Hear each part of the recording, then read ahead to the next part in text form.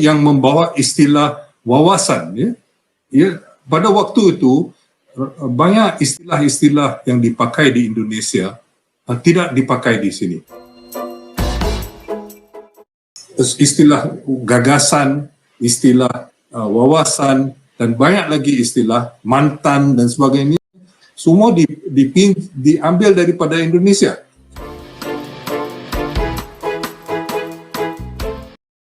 Hai guys, jumpa lagi. Kali ini kita akan membahas perilaku kaum Melayu Malaysia. Sebagian besar orang Indonesia mungkin heran kenapa kaum Melayu Malaysia seperti kaum yang kehilangan identitas. Mereka suka membuat sejarah yang bohong dan suka mengklaim budaya tetangga. Kaum Melayu Malaysia suka berhalusinasi. Salah satu jawabannya sebenarnya sederhana. Semua itu karena kaum Melayu sebenarnya telah gagal membentuk negara bangsa. Pemikiran untuk membentuk negara bangsa atau membentuk bangsa Malaysia dan bukan bangsa Melayu sebenarnya sudah pernah ada tapi gagal diwujudkan. Salah satu tokoh yang memikirkan hal itu adalah Rustam Sani. Bagi Rustam, Malaysia sebenarnya negara bangsa yang gagal. Kita tahu Rustam adalah putra pejuang kemerdekaan sejati, yakni Ahmad Bustaman, yang dulu menginginkan kemerdekaan 100% di Malaysia atau kemerdekaan dengan darah. Tapi seperti halnya Burhanuddin Helmi, Ahmad Bustaman malah dimasukkan penjara oleh British. Nah, kita akan menyimak konsep negara bangsa yang dipikirkan Rustam Sani yang sempat masuk dalam wawasan 2020 di era Mahathir. Kita tahu wawasan ini akhirnya gagal. Yuk kita simak videonya. Ahmad Bustaman memainkan peranan yang luar biasa penting pada umur yang muda lagi. Dia menjadi ketua Angkatan Pemuda Insaf dan pengarang katakan testament politik API dan membawa cugan kata merdeka dengan darah, dan dia terlibat dengan penyusunan Pekemam, Parti Kebangsaan Melayu Melaya. Kemudian pada awal tahun 48 British telah mengambil tindakan dan telah menahan lebih daripada 6,000 pemuda Melayu. Dan ramai lagi telah lari, termasuk mereka yang masuk yang lari ke hutan dan sebagainya. Dan tidak beberapa bulan kemudian, pada bulan Jun 48, British mengisytiharkan darurat, dan pada waktu itu kita dapat akhirnya mereka yang sebenarnya kebanyakannya daripada API itu bersama dengan orang daripada Parti Komunis, dan mereka lama telah berjuang. Ahmad Bustaman ditahan pada Februari 48.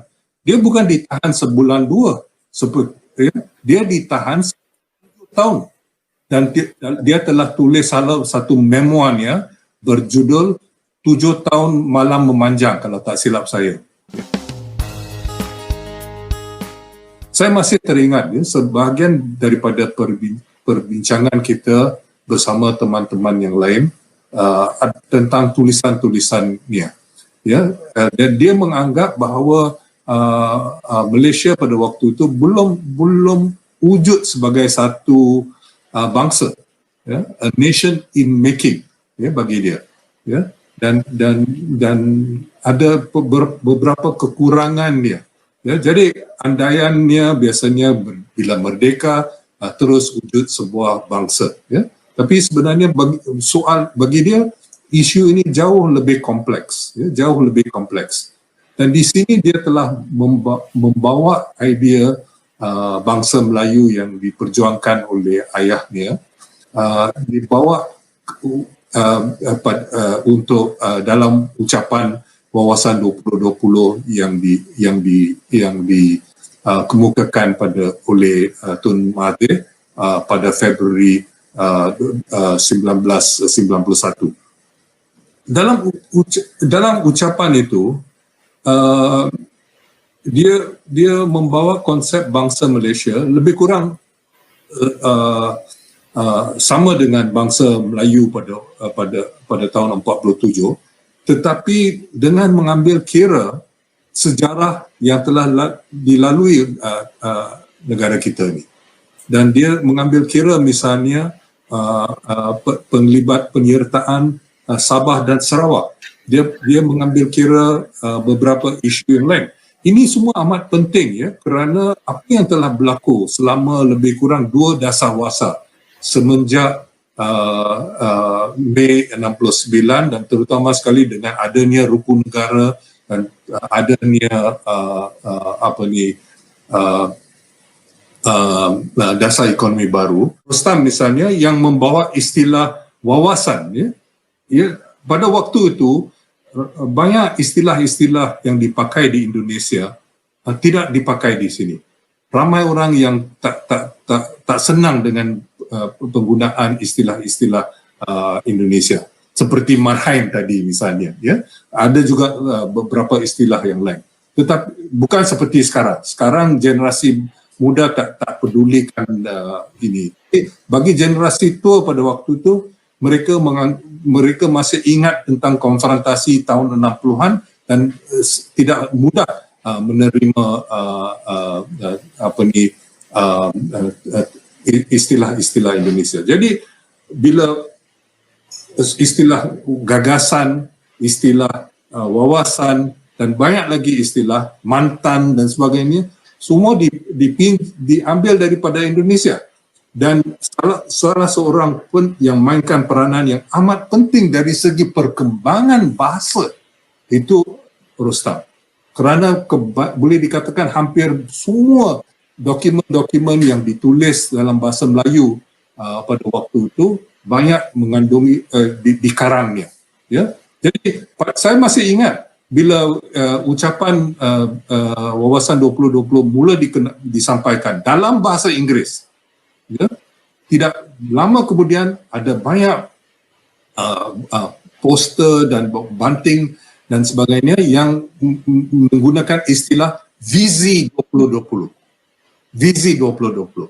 Kerana 2020 itu juga merujuk kepada penglihatan, kan? Jadi Visi 2020 itu dipakai. Tetapi Rostam yang kenalkan dan mempopularkan istilah wawasan 20. Begitulah guys pemikiran Rustam Sani yang sempat masuk wawasan 2020. Tampak sekali bahwa Rustam amat dipengaruhi oleh Indonesia dalam pemikirannya ingin membentuk negara bangsa. Walaupun hingga sekarang Malaysia belum mampu mewujudkannya. Yuk kita lanjut ya. Sudah dijangka ya Rostam bahawa ada orang yang tidak senang, ya, tidak senang dengan istilah bangsa Malaysia. Mereka menganggap bahawa bangsa itu hanya boleh dipakai untuk Melayu saja. Ya, jadi Rostam dan memainkan peranan yang amat penting dengan mempopularkan konsep Melayu baru. Ya, orang Melayu, generasi Melayu yang baru yang sudah mempunyai keyakinan diri, ya tidak takut-takut dan sebagainya, ya, dan ini dibawa dia juga. Jadi kedua konsep itu, wawasan 2020 dan konsep Melayu baru ini, kedua-duanya dipopularkan oleh Rostam. Antara apa yang diungkapkan oleh Pak Rustam ialah di antara banyak gerakan nasionalisme di dunia ini, gerakan nasionalisme Melayu gerakan nasionalisme Melayu adalah gerakan yang gagal nak dibandingkan dengan gerakan nasionalisme lain di negara di seluruh dunia.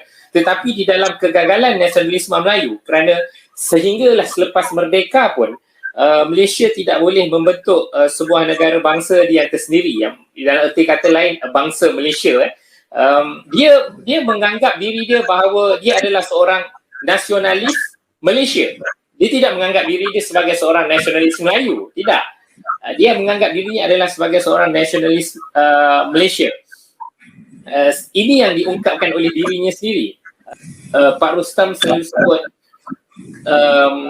apa yang telah menjadi di Malaysia sekarang, bahasa Malaysia benar diangkat sebagai sebuah bahasa kebangsaan, tetapi dari sudut pengisian bahasanya, ialah terlalu lemah.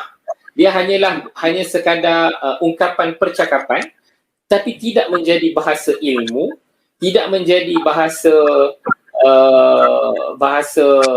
sains dalam erti kata yang lebih luas, dan inilah yang menyebabkan kegagalan bangsa Malaysia itu sendiri. Arwah ayah saya itu, kalau nak memahami pemikiran dia, kita harus memahami bahawa konsep yang agak penting bagi dia, yang selalu dia bincangkan adalah konsep membina negara bangsa, nation building. Yang selalu dia sebut-sebut, apakah kita mahu membina sebuah nation sahaja, apa kita mahu membina sebuah nation iaitu negara bangsa, atau apakah kita hanya mahu membina sebuah negara iaitu state. Kalau state, dan kita boleh semuanya boleh termaktub dalam undang-undang, boleh termaktub dalam constitution dan segalanya. Tetapi kalau kita mahu membina sebuah negara bangsa Malaysia, kita harus ada asas, kita harus ada tunjang. Salah satu daripadanya bahasa. Dan dia melihat dari segi observationnya, bahasa Malaysia itu atau bahasa Melayu adalah bahasa yang boleh menyatukan rakyat Malaysia. Tetapi masalahnya, bahasa untuk menjadi bahasa yang menjadi asas kepada satu negara bangsa yang maju, yang berjaya, bahasa itu harus menjadi kaya, harus diperkayakan, harus menjadi bahasa yang boleh diangkat di peringkat segala bidang, sains dan teknologi, kesusasteraan, bidang perbankan, segalanya harus boleh, bahasa Melayu itu boleh diterapkan. Dia tidak percaya bahawa kita cuma boleh mengatakan, oh bahasa Melayu itu bahasa kebangsaan, itu dah dalam perlembagaan, sudah termaktub, habis cerita. Kita semua akan menggunakan bahasa Melayu. Tidak. Kerana dia tahu bahasa ini tidak akan menjadi digunakan atau tidak akan menjadi bahasa yang menjadi asas kepada negara bangsa itu jika tidak diperkayakan. Jadi oleh sebab itu dia selalu mementingkan bahasa Melayu ini harus kita majukan, harus kita naikkan, perkayakan kita. Bukan bahasa Melayu sekadar bahasa yang dia selalu lawak jenaka, bukan bahasa Melayu sekadar yang kita gunakan untuk bergaduh dengan mak di rumah, atau bahasa yang kita gunakan untuk pergi ke pasar malam. Bukan bahasa Melayu yang itu saja, tapi bahasa Melayu ni harus menjadi bahasa ilmiah, bahasa ilmu yang boleh digunakan di universiti, di mana-mana peringkat. Dan dia melihatkan itu sebagai satu tanggungjawab dia, salah satunya untuk memperkayakan bahasa itu. Dan dia tidak pernah menganggap untuk memajukan bahasa Melayu itu kita buang atau kita lupakan bahasa-bahasa lain. Begitulah guys pentingnya bahasa dalam membentuk suatu negara bangsa.